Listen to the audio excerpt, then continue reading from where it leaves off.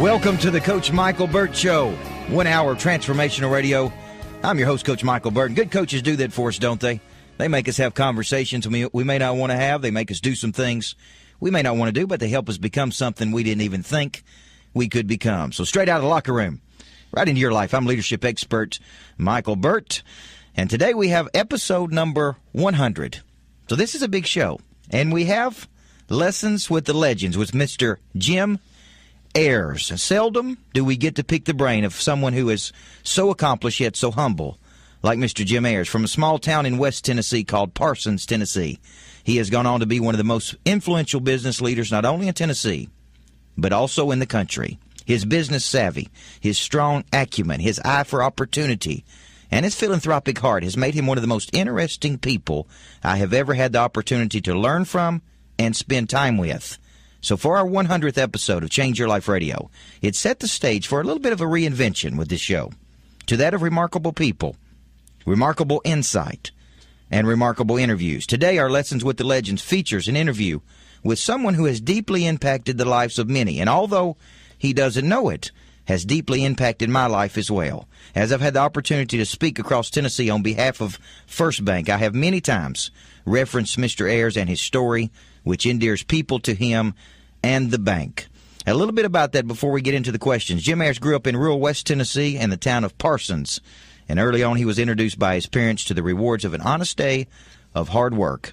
As he went on to become one of the state's most successful and admired businessmen and leading philanthropist, he never forgot the lessons he learned as a young boy. In fact, he has thrived on him. Just as Jim Ayers has remained in constant touch with his roots, so has First Bank, the financial services company that he has nurtured from a single branch in Scottsdale, Tennessee, into the largest Tennessee independently owned and operated bank with more than $2 billion in total assets, 44 locations across the state.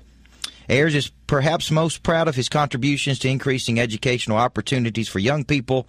In 1999, he started the Ayers Foundation, which supports a wide range of programs and institutions with an emphasis on education in his home county of Decatur, Tennessee, in Henderson County. He has also established and funded the Ayers Institute at Vanderbilt University, which conducts advanced career research, and the Ayers Children's Hospital in Jackson, Tennessee. Mr. Ayers, welcome to Change Your Life Radio. Good to be with you, Coach. Glad to be here today. You know, part of what we do here with Change Your Life Radio is we spend time with talent.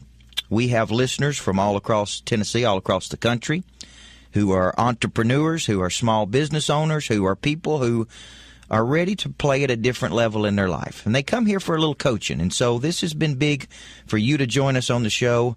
And so let's just start at the basics. How did you get started in business? Well, if you want to go all the way back, I think the first business I was in had to do with grain. When I was about 6 or 7 years old, my dad raised soybeans on the farm. And we lived right at the edge of Parsons, Tennessee. And in those days, one of the main weapons of young people were pea shooters. And I'm going down and I'm looking at these peas that I have bought. And I looked at them. I said, "Those are nothing but soybeans. We've got a warehouse full of soybeans." So I went down, got on my bicycle, went down to the warehouse. In those days, young people could ride all around town on their bicycle, no problem. And I got me a bag of soybeans, and I took a spool that the local garment factory uses, kind of looks like an ice cream cone, if you will. And I filled that thing full of soybeans and started going door to door in Parsons, Tennessee, selling pea shooter ammunition at a much cheaper price than at the local 10-cent store. I made it through about 5 or 6 houses. I think, believe it or not, I made a sale or two. I think I was getting like a nickel or a dime a piece. This is pretty good. My raw material cost was $0, and I was putting change in my pocket. Well, I got down to a friend of my mother's and knocked on her door, and she started laughing. Well, brought to the end my sales career right then, because she called my mother and told me, and Mom come got me, and I embarrassed her, and so that was it in my soybean business. And then on to shining shoes on the street of Parsons for a dime a pair. and then graduated up to barbershop hired me. The shoe shine stand in the barbershop. Mm-hmm. So that was, you asked the question, that was my first business. So you had the entrepreneurial spirit very early on in life. I think I did. I think it's a God-given gift. I can remember at the age of about 9 or 10 being aware my dad, for a small town, was fairly successful for a farmer and for a sawmill operator.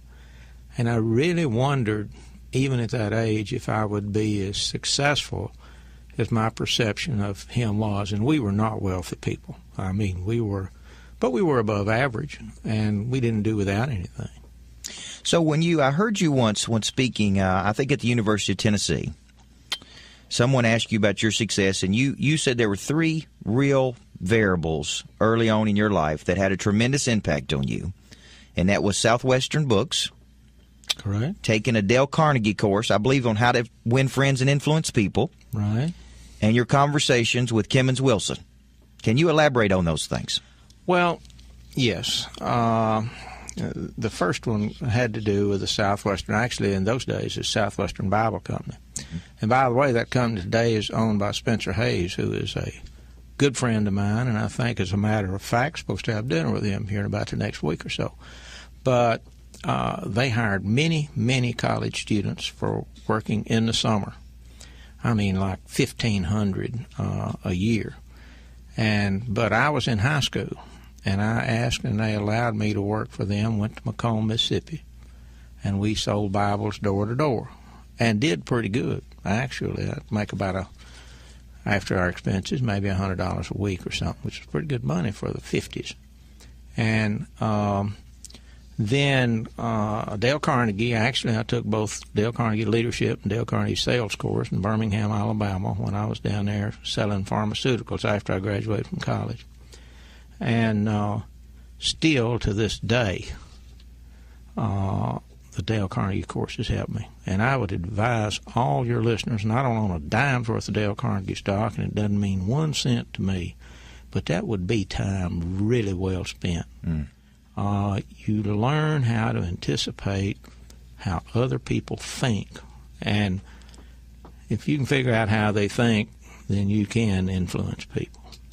And I was trying to think what was the other one? Kimmons Wilson. Well, yeah, and Kimmons Wilson did not know me. Mm-hmm. I worked as an accountant across the street from Holiday City on Lamar Avenue in Memphis in 69, 70. And he was, my boss was on the board of Holiday Inns during its early days.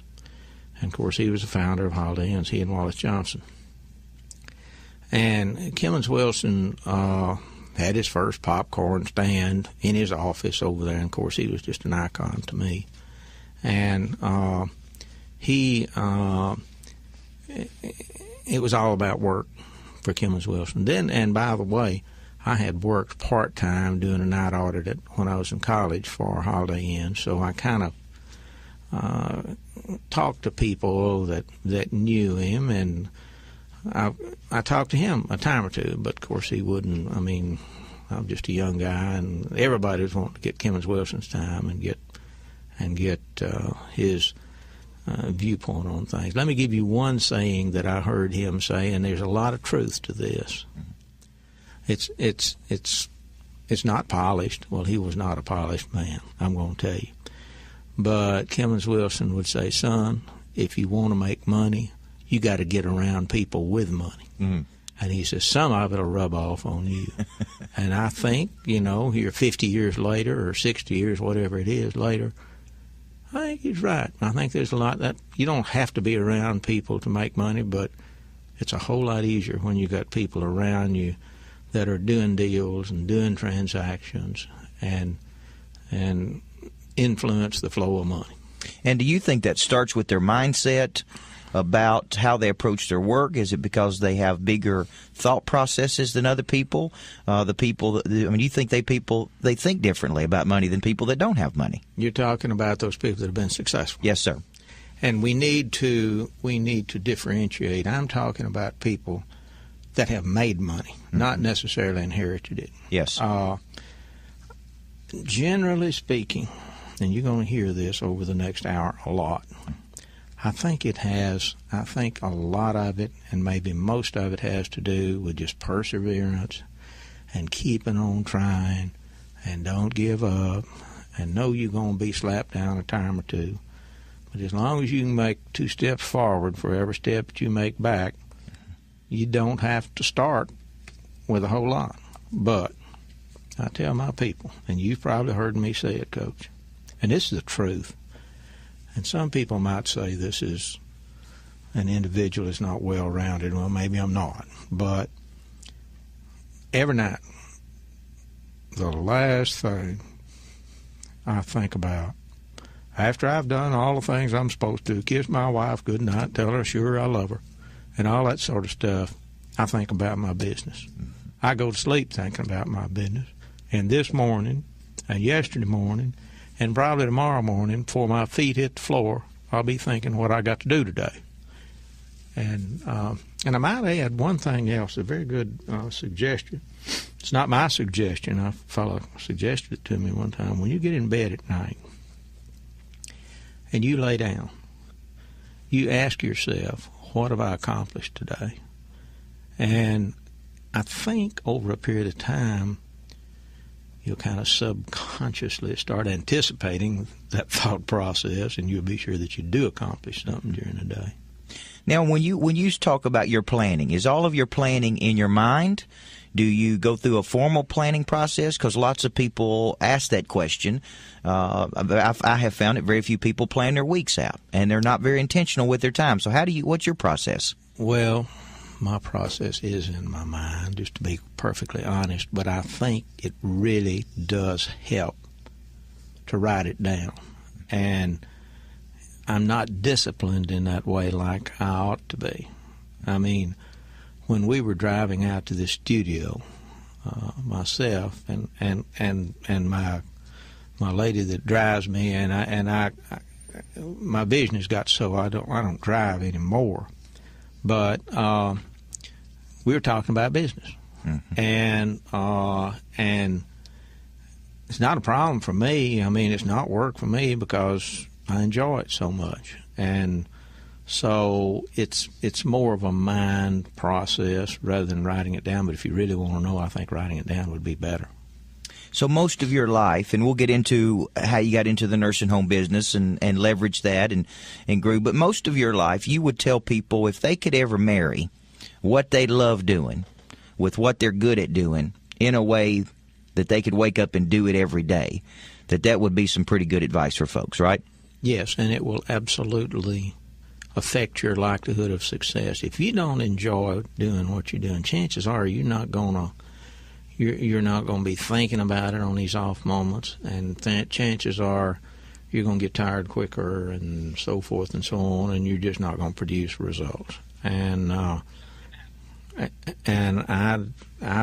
just, that's a big part of the reason that I have had whatever success I've had, because I've loved doing every last. I had one job as a cost accountant one time that was so technical it about drove me crazy, and I was out of there in about 6 months. And everything else I've enjoyed, every job I have ever had, and that is a blessing. It is a blessing. We've got about a minute. If there's one thing that you wake up and do every day, out of all the stuff you do, what is it, that one thing that you really love doing more than anything?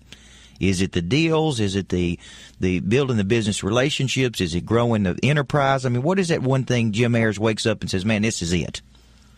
Well, I don't know that there's any one thing. One thing that I still enjoy doing about banking is calling on prospective customers and calling on customers, telling them thank you. We are in Nashville, Tennessee today, and this morning I left at 7:30, and this is not unusual to drive to Hornwall, Tennessee. That's an hour and a half drive. I had somebody else driving me, of course, to see a fellow that I've done business with before and tell him thank you, and we'd like to do more. And that was this morning. I like that. Thank you very much for a great first segment. We've got Mr. Jim Ayers and our Lessons with the Legend. You're listening to Change Your Life Radio. I'm Coach Michael Burt.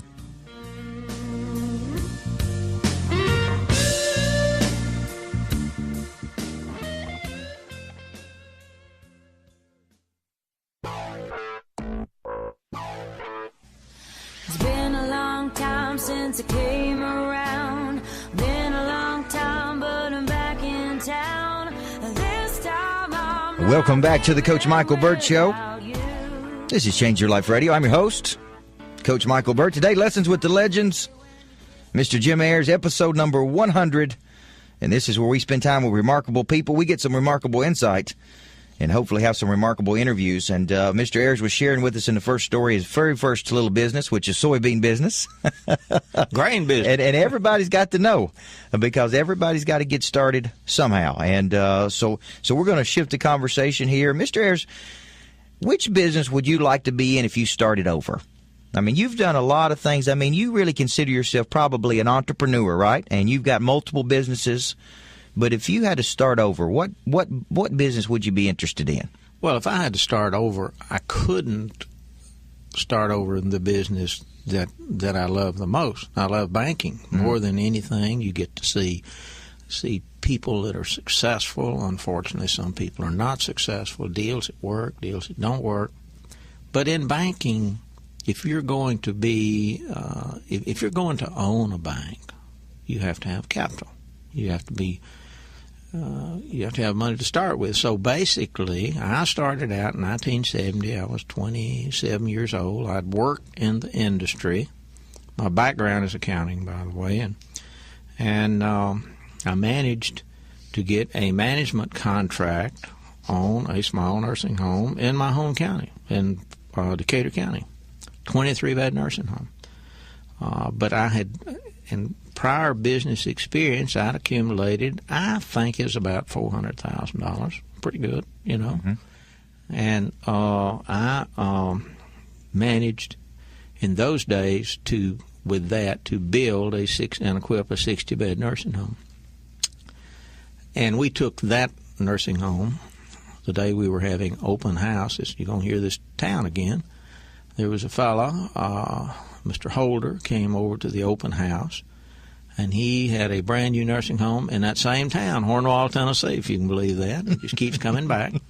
And said he just didn't believe he liked the nursing home business and asked me if I'd like to buy it. And it was brand new. It was less than a year old. And I bought that nursing home, gave a second mortgage on my house for the down payment, and we grew that company, American Health Centers, to where it had about 40 facilities, and we did some management contracts, and we were in several states. And that company, largely due to some good people that I had working for me, my chief operations guy, a fellow by the name of Jerry Ivey, Preston Shaw, my financial guy, Jim Smith, my attorney. That company did very well. And over the years, till 1994, I believe it was, we grew the company, and then we created an ESOP, Employee Stock Ownership Plan, and today that company is much larger, and it's owned 100% by the employees. And that was good. And but due to some of the regulatory nature and the adversarial situation relating to the government inspection of those facilities, I got to where I just felt like time had come for me to do something else. And 10 years earlier, I had bought an interest in a bank. I was a passive investor, and eventually acquired 100% of the bank, became active, and the rest of it's kind of history. But banking is a fun business for me. Mm-hmm. Nursing home business is those people ought to get a medal every day. Mm-hmm. It's a calling, I think, more than anything else, and but it just wasn't as much fun as banking. Well, when you got into the banking business, which was, I guess, 1984, right? The Farmer State Bank, Scotts Hill. That's correct. Did you have the vision at that point that First Bank would become what it is today? No. 40-something plus branches, or is it just grown and just kept growing in opportunity, and you seize opportunity? I mean, when you look at opportunities, that's one of the questions that someone had put in here for me to ask you, which I think was a great one. What filter do you run opportunities through? Well, your first question was, did I envision that? I thought that bank, when we bought it, it had $14 million in assets. Now, assets generally are deposits and buildings, and that constitute assets, and cash in the vault, which is not much. We grew that to a little over $2 billion.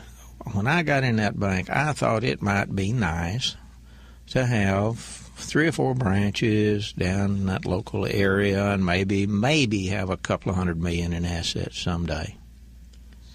I never dreamed that it would be as large as it is today, and we're still growing. And I just, when I look back, I just shake my head. Let me tell you, I have been blessed to no end. And it's astounding as to what's transpired. And never would have I ever. Well, number one, I wouldn't have thought I'd ever been a full-time banker. And I felt like I'd probably stayed in the nursing home business and retired and maybe sold the business. Never thought I'd find a way for the employees to own the business. And I get a lot of satisfaction out of that. And so I never dreamed that, that I'd be a career banker. So when opportunities present themselves now, do you run those through a filter, or is it a gut instinct, or is it intuition that you seize opportunity? I mean, talk to the listener a little bit about your thought-making process when you see opportunity and jump on it. Well, today, I'm in my late 60s. Today, I'm not going to get on a 20 or a 30-year trek today, but generally today it has to be something I know something about. The business, there's 2 or 3 things in the business. If you'll notice, in the banking business and the nursing home business, one unique thing about those 2 businesses, you have revenue coming in 365 days a year. You borrow some money from me, and I'm going to charge you interest on Christmas Day, on New Year's Day, on the 4th of July, where a lot of other businesses' doors are locked. Same thing on the nursing home business. When we opened those buildings, we might as well have thrown the keys away to the doors because they never close until the building is shut down 30, 40, 50 years later. And that makes a difference. It really does. And that's part of it. But looking at what I call deals today, I have to know a little bit about them. If it's an existing business, I have to feel good about the people that are running it.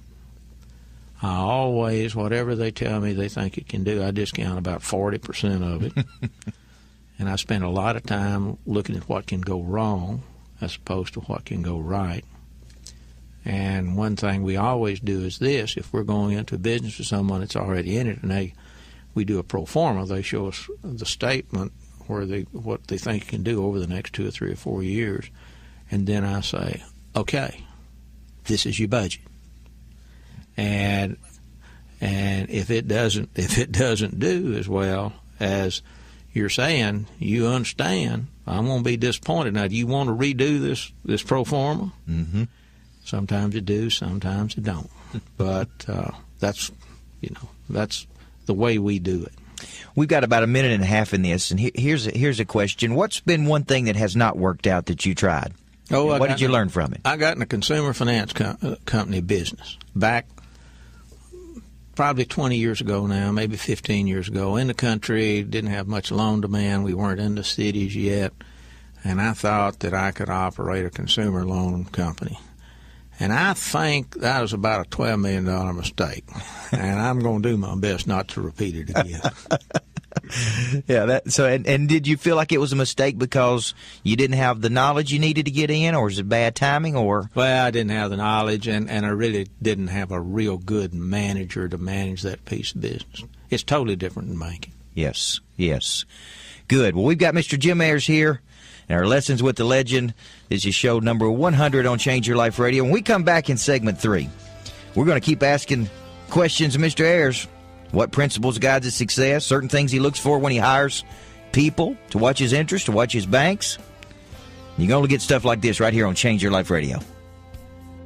Girl, I know I don't know you, but your pretty little eyes so blue are pulling me in like the moon on your... Made a wrong turn once or twice, dug my way out, blood and fire, bad decisions, that's alright. Welcome to my silly life. Welcome back to the Coach Michael Burt Show. Change Your Life Radio, 1 hour transformational radio. It's remarkable people, remarkable insight, remarkable interviews. In 1999, Mr. Ayers started the Ayers Foundation, which supports his wide range of programs and institutions with an emphasis on education in his home county of Decatur and Henderson County and across the state of Tennessee. He also established and funded the Ayers Institute at Vanderbilt University, which conducts advanced cancer research, and the Ayers Children's Hospital in Jackson, Tennessee. Mr. Ayers, this Ayers Foundation, lots of people this has affected, lots of young people in your hometown. And could you explain to the listener a little bit about this program and how it helps them educationally? The education program we started, and we planned it in 98, started in 99. And basically we started out in Decatur County. Any student that graduates from high school and makes good enough grades that they can get accepted to a college, we will fund and we will find other scholarships for those students to where even if they don't have any money, they will not be prohibited or kept from going to a 4-year state university because of money. And we ask only one thing. We ask that they agree that this will be discontinued if they get prosecuted for an alcohol offense or a drug offense. And this allows us, we started out with about 28 to 30% of students continuing their education after high school. And today it varies, and we're in actually 3 schools now doing this, where we started out in 1. It'll run between 80 and 90% of the students will continue their education. And we're now in Perry County, Linden, Tennessee, Decatur County, Parsons and Decaturville, Tennessee, and the south end of Henderson County, Scottsdale, Tennessee, where the bank was founded. Yes. Now, at what point do you think people get to the point in their life where they say, you know, I really want to impact in a bigger way? Is there key things in people's lives? Is it significant moments? Is it a certain level of success? We had Nito Cobain on this show not long ago, and I think he raised $300 or $400 million in a real short period of time. And he said people go through stages where they make money, and then they enjoy their money, and then they really want to give away their money. They want to get involved in a vision bigger than themselves. What's your thoughts on that? I think they're exactly on target. I've asked myself why. I asked myself, number one, why have I been so successful? It is not intelligence. I was never a good student. I got through school. I got through college, but it was hard for me. And it's not super intelligence. But for some reason, I have been, as I said earlier, incredibly blessed. And I think about it every day.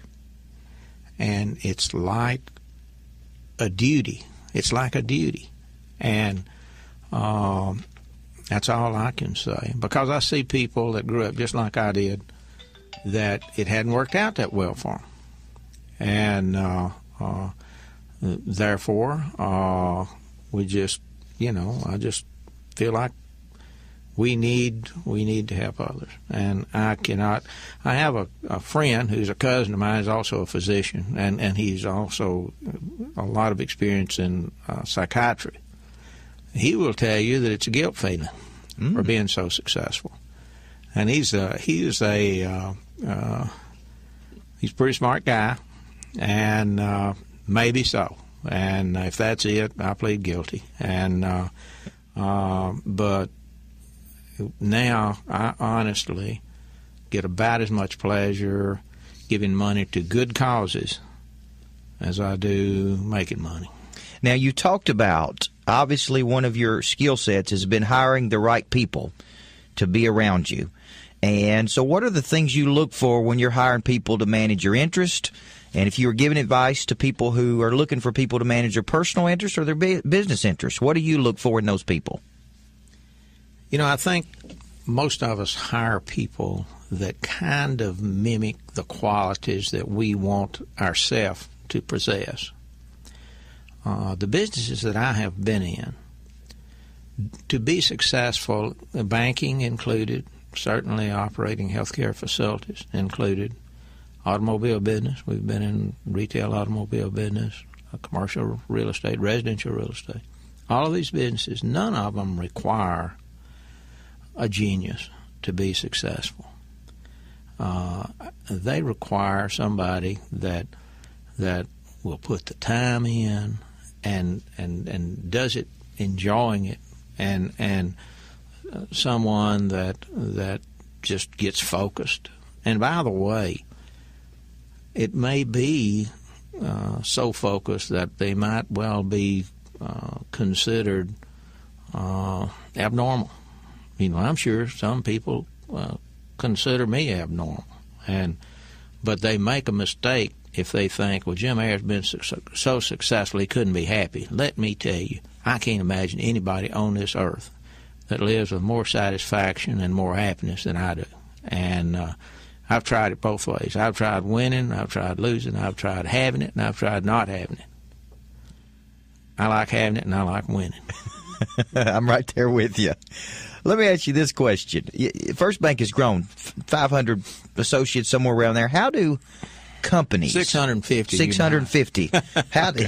How do companies still embrace an entrepreneurial spirit as they scale and become that big?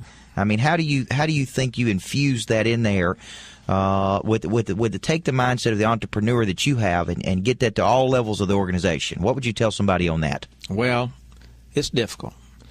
Every time you create a new layer of management in the organization, generally speaking, your culture, your philosophy, your enthusiasm tends to be watered down. So you need to keep your organization as flat as you can. I don't need to have somebody that has to go through 10 supervisors to get up the ladder to where they can talk to me. And it is a problem. I promise you it's a problem. Mm-hmm. And I've experienced it. I'm always trying to be sure that I make the right visual impression on not only on my customers, but also the people that I work with, and set the right example, and try to have the right attitude, and that's about all I know to tell you. And then, of course, you got to try to, after a while, you hired enough people. And I mean, we had 4,000 employees in the healthcare business, and you learn kind of what works and what doesn't work. Mm. All right, we've got a minute and a half in this segment. There's a listener out there that possibly has followed the Jim Ayers story. He's a fan of First Bank, and is sitting there saying, one of these days I want to grow up and be a real success story. What would you tell them? What are 3 key ingredients you tell them they have got to have to go do this with their life? They, in the first place, you've got to get a minimum amount of education. And I would say today it really needs to be a 4-year education. If you want to do it in business, it needs to be a business-related degree. All that does, for the most part, is get you in the door. Once you get in the door for your first or second job, then people are not going to pay that much attention what kind of grades you made in college, not even what you made in high school, but they're going to see how you perform. But you got to have the grades and to get in the door, and the rest of it, the other 2 are real simple: work and work. It's mostly about effort, guys. That's all it is. It's mostly about effort. It's not about having a 200 IQ, I promise you. And it's really the ability to do inconvenient things that other people are unwilling to do. Got to be willing to do it. If you want to make a lot of money, nursing homes, garbage dumps, maybe mortuaries, that's where you do it. We got Lessons with the Legends, Mr. Jim Ayers, and we come back. We're going to ask him about why people should do business with First Bank versus the other banks. You're listening to Change Your Life Radio. But you wouldn't get out. The dogs were all barking and wagging around.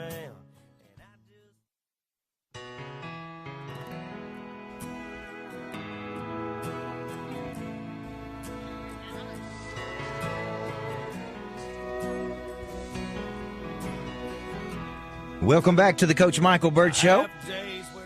Change Your Life Radio. Lessons with the Legends, episode number 100. Mr. Ayers, we've been on that air 100 shows. That's a pretty good milestone, isn't it? That is a great milestone. And we have got to spend some time with some incredible people. And when we started to be on the radio, I didn't realize, just like you didn't realize, when First Bank was in its early stages, that it would become what it is. And this show has become an opportunity to spend some time with some serious talent. So we appreciate you taking time out of your schedule and coming down here today and just sharing your wisdom with us. And I know a lot of people, I've been telling them about the show this week, are excited about listening and excited about hearing your story. So thank you very much. Well, it's my pleasure. Glad to do it. A person who's out there today that is thinking about doing their banking business, why would they come to First Bank versus the other banks? Well, two reasons. Number one, First Bank has a culture, and I hope it's almost 100%, of individualized service. I had lunch today with two young men starting up a medical billing business. And as I told them at lunch, they will, if they need a loan and they're a First Bank customer, they will know exactly who is going to make the decision as to where the bank loans them the money or not. They'll have the ability to talk to that person. They'll have the ability to tell that person why the bank ought to do that. At the same time, the bank is big enough that we can handle customers. We've had customers, international customers, that have wired in 70, 80, 90 million at a time to handle all of their U.S. business, and First Bank's there to help them. So we can handle the full gambit, and all of our senior people get out and meet these prospects, and just as importantly, tell our customers that have been with us how much we appreciate your business. You know, I first came to First Bank in Murfreesboro, and I think I told this story the very first time I ever spoke for First Bank at a big meeting, because the city president there approached me probably 7 or 8 times. The only bank in Murfreesboro. There's 100,000 people in Murfreesboro, a lot of banks, but the city president there asked me at least 8 times to come be a customer at First Bank, and he was the only one. And I said, I am moving all of my stuff to First Bank because you're the only person asked to earn my business out of every bank in town.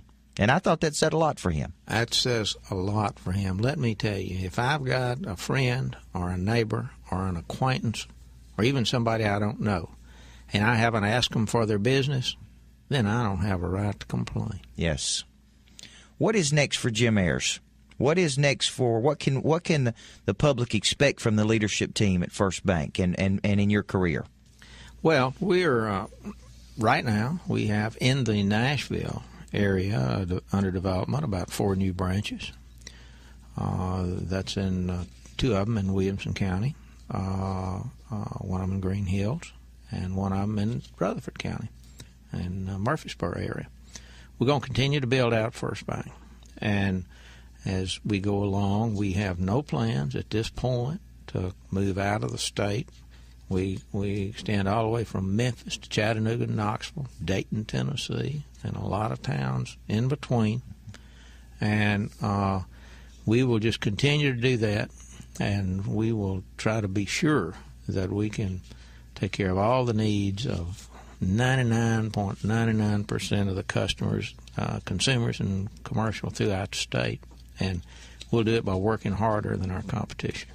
One question. You're from a small town. You went on to accomplish big dreams. Mm-hmm. Speak to that person who's in a small town and tell them what you would tell them if they've got a big dream they would like to accomplish in their life.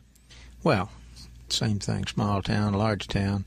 You just got to get out there and try. You gotta have the nerve to do it. Probably helps. And I hate it. My dad passed away when I was 24. He's a very conservative guy.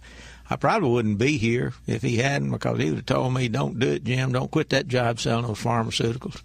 And nobody's going to pay you that kind of money." And I probably would have listened to him. Most of the time I did. And you just got to get out there, and it's all about effort. Excellent. Today's been Lessons with the Legends, the 100 show with Mr. Jim Ayers. Mr. Ayers, thank you for joining us. You can go back and listen to the show if you missed it this Sunday, CoachBurt.com. Listen to the podcast, because we love to spend time with talent right here on Change Your Life Radio. Have a great week, everybody.